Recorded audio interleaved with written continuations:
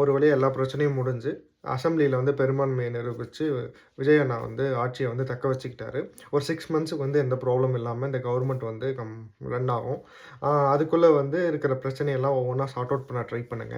என்னோட ரெக்வெஸ்ட் என்னன்னா, ஏதாவது ஒரு இண்டஸ்ட்ரிய வந்து கவர்மெண்ட் வந்து கம்ப்ளீட்டா வந்து ஸ்க்ராட்ச்லேருந்து அது எண்ட் யூசருக்கு போற வரைக்கும், அது வந்து கவர்மெண்ட் வந்து அண்டர்டேக்கிங் பண்ணணும்.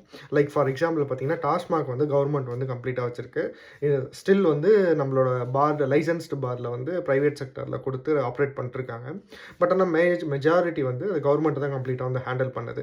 ஸோ கொள்முதல் பண்ணதுலேருந்து ரீசெல்லிங் ஃபுல்லாவே வந்து டாஸ்மாக் வந்து கவர்மெண்ட் தான் பண்ணுது. ஸோ அதே மாதிரி வேற ஏதாவது லைக் ஃபார் எக்ஸாம்பிளுக்கு வந்து ஒரு கன்சியூமர் ப்ராடக்ட்ஸ் அது வந்து இப்போ நீங்கள் ஆவின் வச்சுருக்கீங்க. அதே மாதிரி வேறு ஏதாவது வந்து கன்சியூமர் ப்ராடக்ட்ஸ் நீங்கள் வந்து மேனுஃபேக்சர் பண்ணி அது ப்ராப்பராக நீங்கள் வந்து மக்கள்கிட்ட கொண்டு போய் சேர்த்தீங்கன்னா, அதையும் வந்து மக்கள் வந்து கம்பல்சரியா ஆதரவு வந்து தெரிவிப்பாங்க. ஆதரவு குடுப்பாங்க. நீங்க அதுதான் பண்ணணுன்றதில்ல. என்னோட விஷ் வந்து ஏதாவது ஒரு இண்டஸ்ட்ரிய வந்து கம்ப்ளீட்டா வந்து கவர்மெண்ட் வந்து அண்டர்டேக்கிங் பண்ணணும்.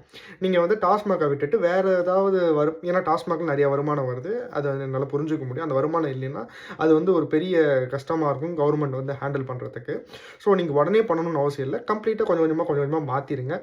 டாஸ்மாக்க வந்து நீங்க வந்து கம்ப்ளீட்டா கவர்மெண்ட் வந்து ஹேண்டில் பண்றத காட்டிலும், மத்த ஏதாவது ஒரு இண்டஸ்ட்ரிய வந்து நீங்க வந்து கவர்மெண்ட் வந்து ஹேண்டில் பண்ணீங்கன்னா, மக்களுக்கும் நல்ல ஆதரவு வந்து குடுப்பாங்க. அதே மாரி உங்க மேலயும் ஒரு நல்ல அபிப்பிராயம் வரும்.